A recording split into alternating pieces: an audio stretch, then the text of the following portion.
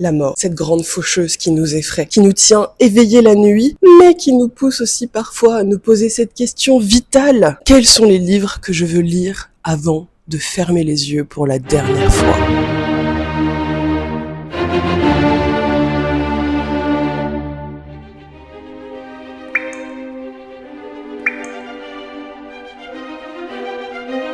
Bon, pour les plus fragiles d'entre vous, j'ai fait une version un peu plus mignonne de ce PowerPoint, mais aujourd'hui, on parle des livres que je veux lire avant de mourir. D'abord, les auteurs dont je veux tout lire, ou presque, parce qu'il y en a pour lesquels ce serait absurde de prétendre même pouvoir essayer de tout lire. Commençons par le dieu du stade, Albert Camus, mon favori, celui dont je veux tout lire. Essai, roman, théâtre. Malheureusement, il n'en a pas laissé tant. J'en ai déjà lu quelques-uns que vous voyez surlignés. Le mythe de Sisyphe, franchement, philosophie imblairable. L'étranger, génialissime, à propos des masques sociaux. Les journaux de voyage, génial. On rentre dans la tête d'Albert Camus et surtout dans son cœur et on comprend qui il est profondément. Au revoir, Monsieur Germain. Échange épistolaire entre lui et son prof de français qui lui a absolument changé la vie. J'ai pleuré comme une petite madeleine. Roman, La peste.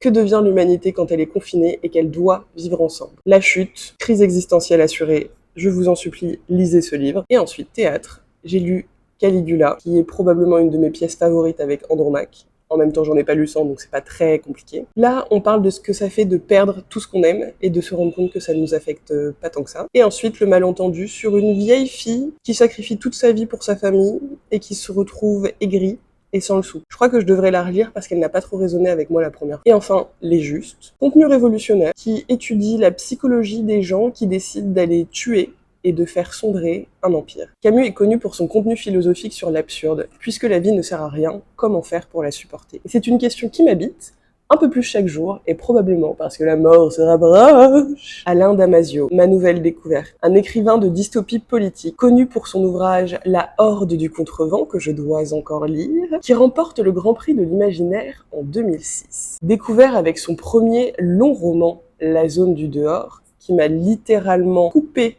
le souffle. Ce livre de 600 pages que je n'ai pas pu poser pendant 5 jours car je devais comprendre ce qu'il se passait. Un récit dystopique et à la fois utopique, révolutionnaire, qui nous propose de remettre en question toute une société de confort. Héritier de George Orwell et de son 1984, Alain Damasio questionne ici la démocratie. Écrit lorsqu'il avait 22 ans, il est lui-même parti s'installer dans la campagne, dans une zone d'expérimentation, où il écrit et participe pas des trucs anarchistes. J'ai hâte de découvrir ses prochains bouquins. Le suivant sur ma liste est La Zone du Dehors. J'ai vu que La Vallée du Silicium était plutôt court. Par contre, quand je suis passée en librairie la dernière fois, j'ai vu l'énorme pavé qu'est Les Fugitifs et vraiment, ça m'excite autant que ça me fait peur. Ensuite, notre bon Racine, Jean Racine, issu d'une famille de petits notables de la Ferté-Milon est orphelin très tôt. Il reçoit une éducation littéraire et religieuse rare et qualitative. Il se détourne de sa carrière ecclésiastique et entreprend très jeune une carrière dans les arts.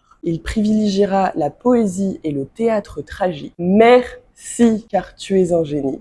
Vous êtes un génie. Le succès de sa pièce Alexandre le Grand en 1665 lui confère une solide réputation et lui accorde le soutien de Louis XIV. Andromaque, en 1667, ouvre une décennie de grandes créations, dont 7 tragédies pour lesquelles il s'inspire de faits et de personnages historiques, notamment de l'Antiquité, pour décrire des passions humaines, un génie des mots dont j'ai hâte d'en découvrir plus. Pour l'instant, malheureusement, je n'ai lu qu'Andromaque, mais je tiens vraiment à lire toutes ses pièces avant de mourir.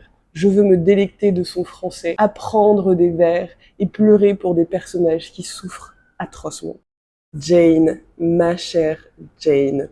Je la découvre tout juste avec Orgueil et Préjugés et Persuasion, mais en réalité, elle fait partie de ma vie depuis quasiment 20 ans. Je l'ai découverte grâce au journal de Bridget Jones sans même le savoir. Cette comédie romantique typique des années 2000 est basée sur Orgueil et préjugés. Lorsque j'ai découvert le lien entre les deux en lisant le livre, je me suis dit qu'il m'en fallait plus de cet auteur et je me suis empressée de lire Persuasion. Aujourd'hui, au milieu d'Emma, je peux vous dire que c'est une autrice qui, à la fois, nous chamboule, nous fait rire, étudie l'humanité avec précision, beaucoup d'empathie, de compassion et une acuité intellectuelle forte, tout en se moquant outrageusement de la société puritaine et de classe sociale, que dis-je, de caste sociale anglaise qu'elle dénonce roman après roman et peut-être de plus en plus fort après chaque bouquin. Victor Hugo, oh Victor. Tombée amoureuse de sa plume en lisant Le dernier jour d'un condamné, puis Claude Gueux, j'ai ensuite plongé dans Notre-Dame de Paris que j'ai absolument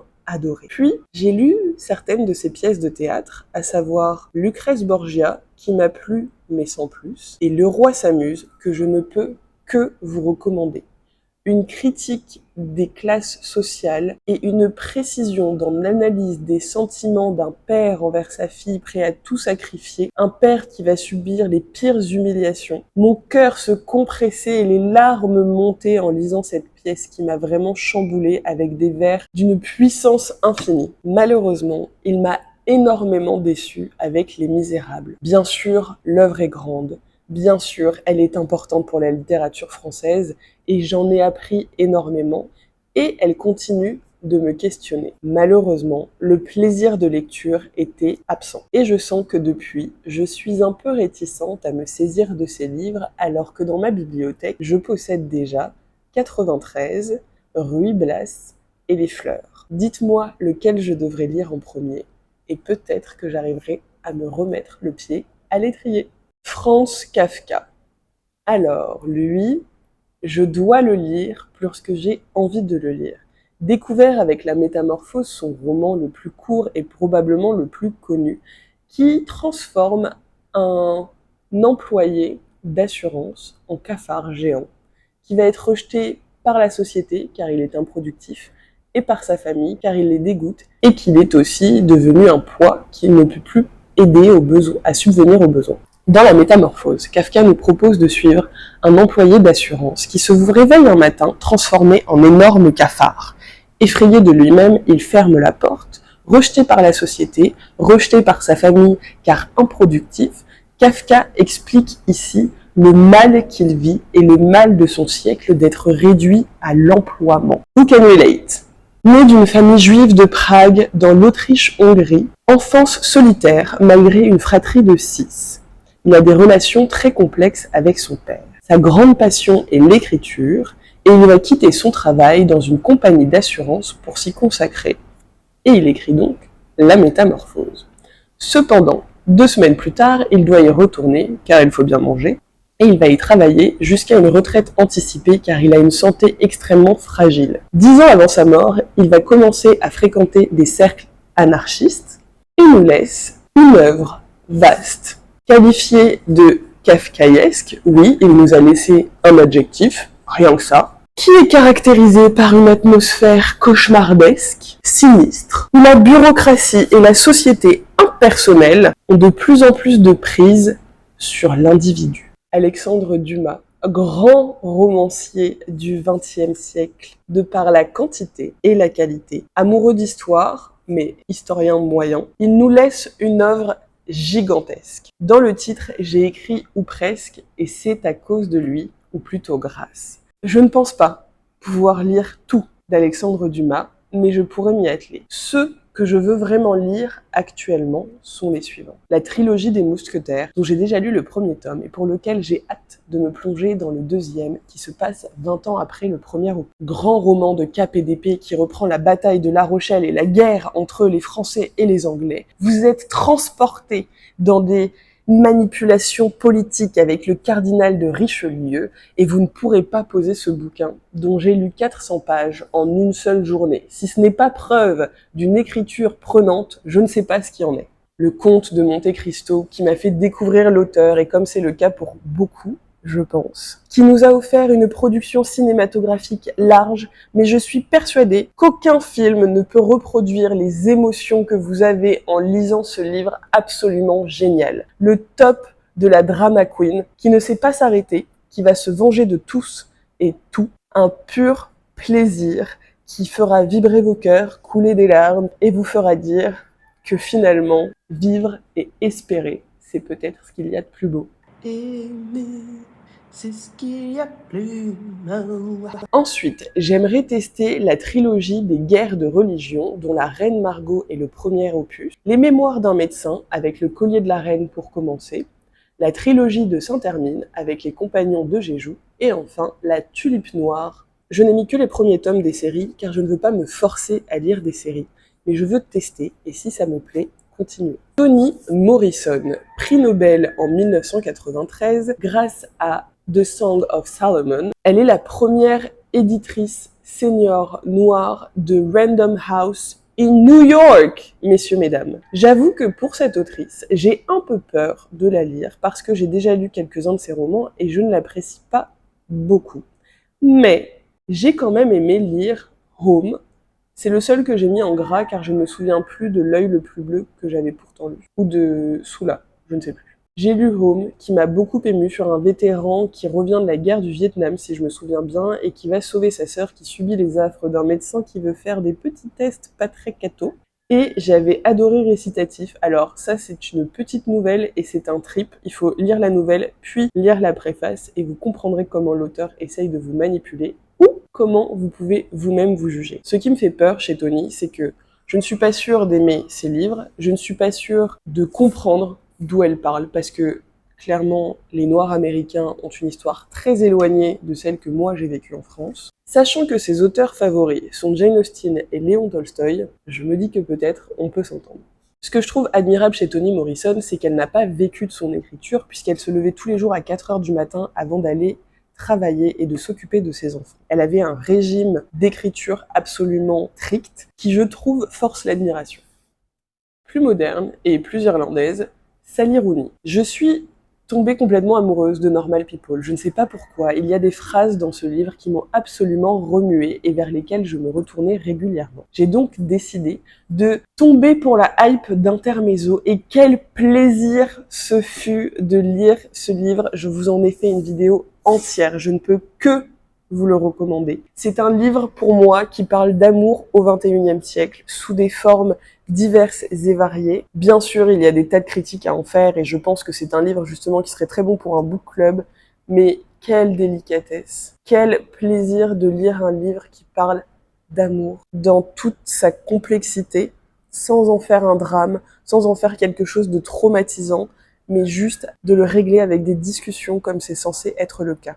Claire Keegan, amoureuse de sa prose, incisif et chirurgicale, elle ne choisit que les mots qui apportent quelque chose à l'histoire. Cette Irlandaise écrit sur l'histoire de son pays avec une plume qui lui est propre à 100%. J'ai lu plusieurs de ses nouvelles, à savoir Small Things Like This and The Forester's Daughter, qui m'ont absolument chamboulée, qui racontent des histoires de manière très subtile, tout en nous forçant à réfléchir à la manière dont nous aurions agi à la place des personnages. J'ai très hâte de découvrir son recueil Antarctica, notamment, et bien sûr, tout ce qui pourra me passer sous la main. N'hésitez pas à me dire quelles sont vos nouvelles préférées de cette autrice, pour que je puisse me tourner vers celle-ci, une fois que je pourrai en rajouter sur ma pile à lire. Claire Keegan conclut ces auteurs dont je veux tout lire, et maintenant, passons aux séries que je veux lire au moins une fois dans ma vie. Oh non!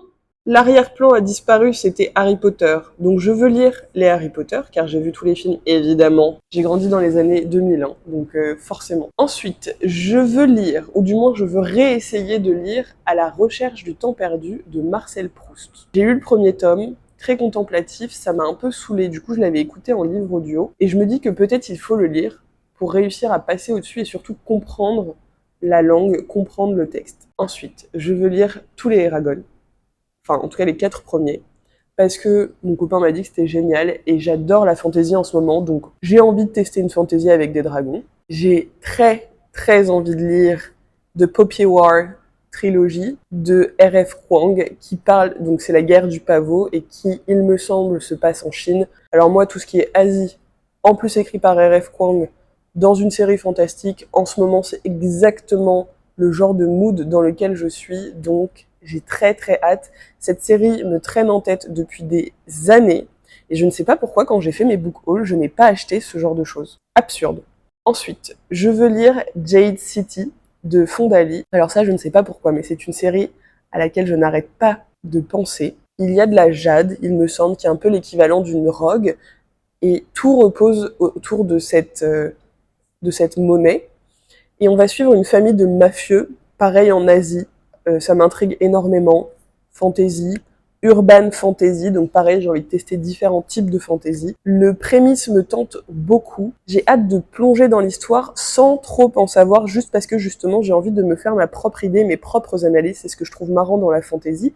Comme c'est complètement hors de ce monde, on se doit d'être très attentif et d'essayer de voir quels sont les thèmes qui vont être abordés par l'auteur. Donc très hâte de découvrir ça. Ensuite, Les Rois Maudits, qui est une série historique sur les rois de France. Et apparemment, c'est tellement bien écrit qu'on a l'impression que c'est de la fiction, mais en réalité, on en apprend beaucoup sur l'histoire des rois de France. J'ai un pote qui l'a lu, j'ai mon copain qui l'a lu, et tous les deux m'ont dit que c'était absolument fantastique. Donc très très hâte de m'y plonger. J'ai l'intégrale, d'ailleurs. J'aurais peut-être pas dû acheter ça parce que c'est un mammouth, le truc. Je crois que c'est écrit sur du papier bible et que ça fait 1000 pages, donc je vous laisse imaginer. Mais j'ai très hâte de m'y plonger. Et ensuite, il y a la série Red Rising de Pierce Brosnan, qui a l'air d'être un peu entre un Hunger Games de l'espace, sauf qu'au lieu d'avoir des districts, on a des couleurs, pareil. Fantasy, qui m'a l'air juste dingue sur les classes, les pouvoirs, les rapports de domination. Et apparemment, ce qui m'intrigue vraiment avec cette série, c'est que l'auteur n'hésite pas à broyer votre cœur, à tuer vos personnages principaux, à être très violent, très noir. Et je crois que j'aime bien, en fait, ce genre d'histoire qui n'a pas peur, qui ne s'empêche pas d'aller au bout dans l'horreur et de faire peur à ses lecteurs. C'est très important pour moi. Après, nous avons les romans classiques que je m'estime devoir lire. Je vais vous en parler rapidement. Mais d'abord, nous avons La Mouette de Tchekhov qui m'a donné envie parce que j'ai vu une citation dans laquelle un des personnages dit « Je porte le deuil de ma vie » et je me suis dit « Ok, je lis cette pièce, de toute façon c'est une pièce, ça fait même pas 100 pages, je veux savoir ce qui se passe à l'intérieur. » L'archipel du Goulag d'Alexandre Solzhenitsyn, sorry, ok, pardon pour la prononciation, qui dénonce les camps de concentration, j'allais dire les camps de travail, les goulags. Lorsqu'il était emprisonné, il a écrit ce livre, ça a été censuré en Russie, et du coup, je veux absolument le lire, parce que cette période m'intrigue énormément, et les conséquences de cette période aussi, et les mécanismes de cette période. Donc, je veux le lire. Je dois le lire. Les frères Karamazov de Dostoïevski. J'ai essayé de le lire. Pour l'instant, je me suis arrêtée à la page 150 parce que j'ai l'impression que les thèmes vont me saouler. C'est-à-dire que c'est 1000 pages sur la luxure avec des histoires bizarres entre un père et ses fils qui, j'ai l'impression, vont se battre pour la même femme. Un peu dégueu, donc je vais peut-être le lire en fractionné, mais je vais le lire. Le Maître et Marguerite, ok, elle parle au diable. Donc, évidemment, j'ai envie de le lire. Résurrection de Tolstoï, le roman de la deuxième chance, le roman qui me donne envie et qui me fait peur parce que j'ai tellement aimé Anna Karénine que j'ai peur d'être déçue.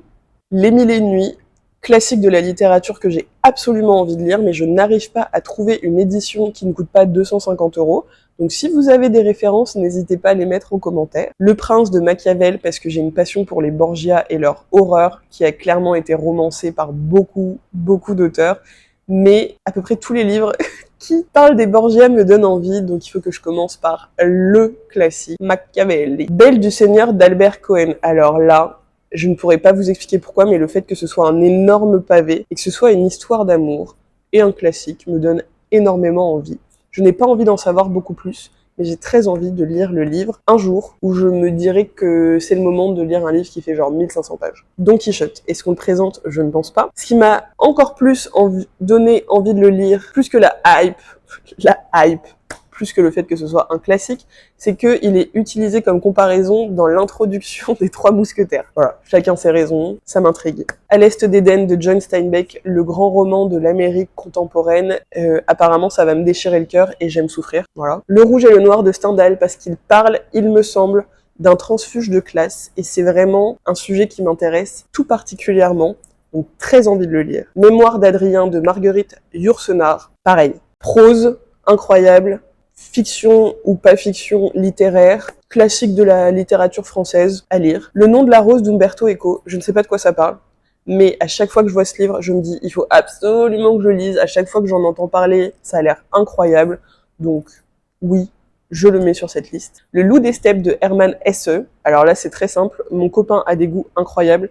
Il l'a dans sa pile à lire, je l'ai dans ma pile à lire. L'amant de Lady Chatterley. Alors là, shout out to Jeannot ce livre qui nous a dit un jour que c'était son roman préféré parce que cette femme est amoureuse de son mari qui est handicapé à cause de la Seconde Guerre ou Première Guerre mondiale, je ne sais plus, ou une des guerres en tout cas, peut-être napoléonienne même parce que c'est vieux. Et elle s'occupe de lui, elle l'aime, mais elle tombe amoureuse de son amant. Et apparemment, c'est une histoire avec un triangle amoureux que je déteste à la base, mais qui est très bien faite, très romantique et qui pose des questions vraiment difficiles, à savoir que ferions-nous si la personne de notre vie, si notre époux, épouse, devenait handicapé au point où tout ce qui nous reste de cette relation, c'est la parole, et pas le côté charnel. Voilà, donc très intriguée. Candide de Voltaire, un tout petit livre très classique que j'aurais dû lire il y a à peu près 10 ans, dont je repousse la lecture chaque année, parce que j'ai envie de savoir pourquoi on utilise ce mot en fait. Enfin, je connais un peu l'histoire du personnage qui est candide, qui croit tout, qui est naïf, mais j'ai envie de le lire pour moi-même. Voilà. Paradis perdu, paradis retrouvé de John Milton, classique de la littérature anglaise qui explore les thèmes du paradis, de la religion, de l'après, du bon et du mauvais, exactement le genre de livre que j'adore, il faut que je le lise.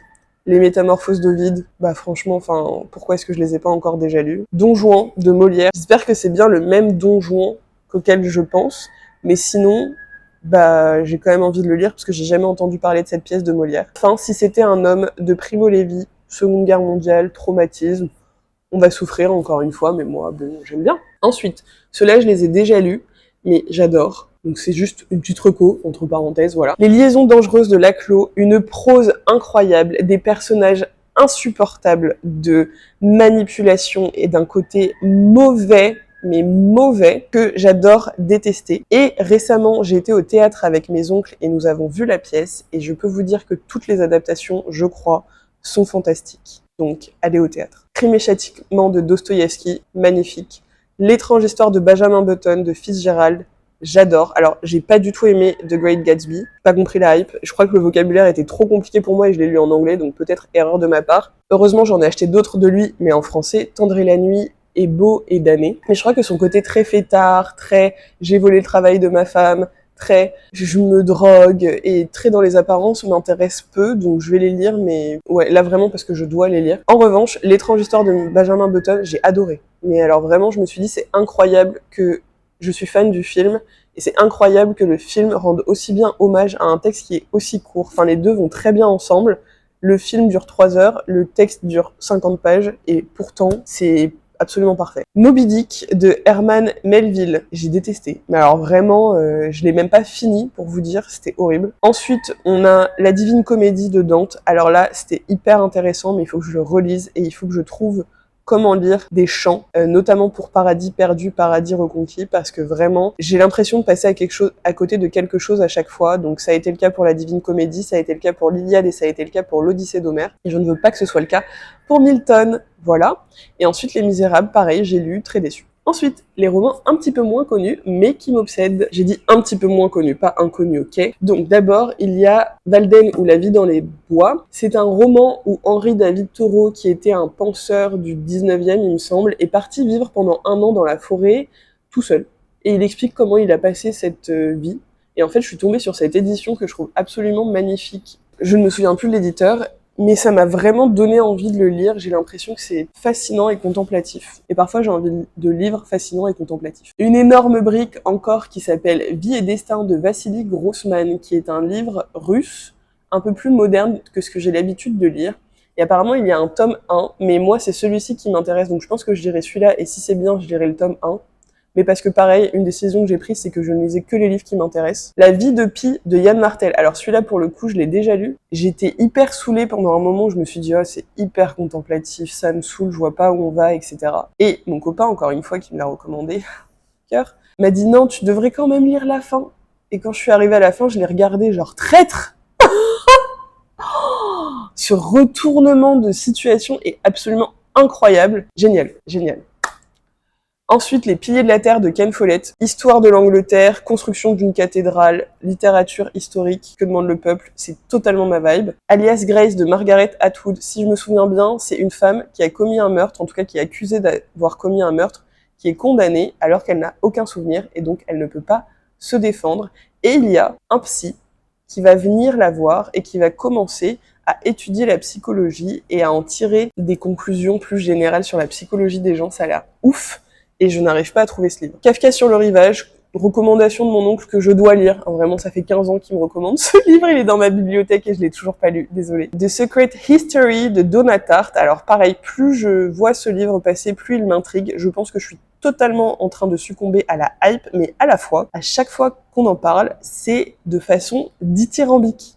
Donc je pense que ça pourrait me plaire. C'est des élèves shakespeariens qui tuent quelqu'un, il me semble. L'équilibre du monde de Mystery, le grand roman de l'Inde contemporaine. J'adore l'Inde, j'adore les livres qui se passent en Inde, et j'ai très hâte de découvrir celui-ci. J'y vais aveuglément, parce que je veux être surprise, mais il faut que je m'y plonge. 4-3-2-1 de Paul Auster, alors là, c'est Mr. Nobody si c'était un livre, et d'ailleurs, est-ce que ce serait pas une adaptation? En gros, l'idée, c'est qu'on suit la vie d'un homme dans 4 temporalités différentes, en fonction de 4 décisions différentes qu'il aurait prises à un moment de sa vie. J'adore ce genre d'histoire, c'est le genre de questionnement qui m'obsède depuis toujours, donc je veux absolument lire ce livre. Il est d'ailleurs dans ma bibliothèque. Babel de R.F. Kuang. Alors, je suis obsédée par cet auteur depuis que j'ai lu Yellowface. J'ai absolument besoin d'en lire plus. Vous voyez qu'elle est apparue quand même 2 fois avec sa trilogie et Babel. Ici, on va suivre Robin. Je l'ai commencé hier soir. On va suivre Robin, qui est kidnappée, j'ai l'impression, de son pays à Canton, donc Hong Kong, si je ne me trompe pas, et qui va à Londres pour étudier les langues. Et rien que dans le chapitre d'introduction, elle a hyper bien, déjà le vocabulaire, oh mon Dieu, mais qu'est-ce qu'elle écrit bien. Elle a hyper bien introduit les 3 thèmes, donc la domination, la colonisation et la traduction comme source de pouvoir. Ça a l'air d'être d'une subtilité géniale. J'espère que ça va être le cas. J'espère que je vais pas être déçue. J'espère que c'est pas trop jeune adulte. Mais vraiment, j'ai très hâte de continuer cette lecture. Enfin, on a Demon Copperhead de Barbara Kingsolver. Pareil, je suis tombée amoureuse de Barbara Kingsolver quand j'ai lu la duologie de la famille Greer, qui raconte l'histoire d'une petite enfant indigène des États-Unis qui est adoptée par une femme parce qu'elle était abandonnée sur le bord de la route, qui est adoptée par une histoire de l'Amérique pauvre. C'est une histoire de famille et de culture et d'amour et de... Mais ça m'a vraiment bouleversée. Je ne peux que vous le recommander. Et du coup, j'ai vu qu'elle avait fait une réécriture de David Copperfield. Je me suis dit que ce serait intéressant de mettre les livres face à face. Donc d'abord de lire David Copperfield, puis de lire Demon Copperhead. Mais tous les deux étant des énormes briques, j'avoue que je repousse un peu l'échéance de ce projet parce que ça va me demander énormément de temps, énormément d'analyse. Et j'espère que je vais aimer David Copperfield, parce que je sais que j'aime Barbara Kingsolver, mais je ne sais pas si j'aime, comment il s'appelle, Charles Dickens, la honte. Voilà ma petite liste dans laquelle il y a 160 bouquins. J'en ai lu 34, soit 21%. Il m'en reste 126. Et je vous en prie, rejoignez-nous pour suivre l'aventure. On fera le bilan, je pense, assez régulièrement pour voir comment j'ai progressé dans cette liste et potentiellement quels sont les livres qui ont été ajoutés. Dites-moi ce que vous voulez lire avant de mourir. Et je vous laisse en vous faisant plein de bisous. Bye bye!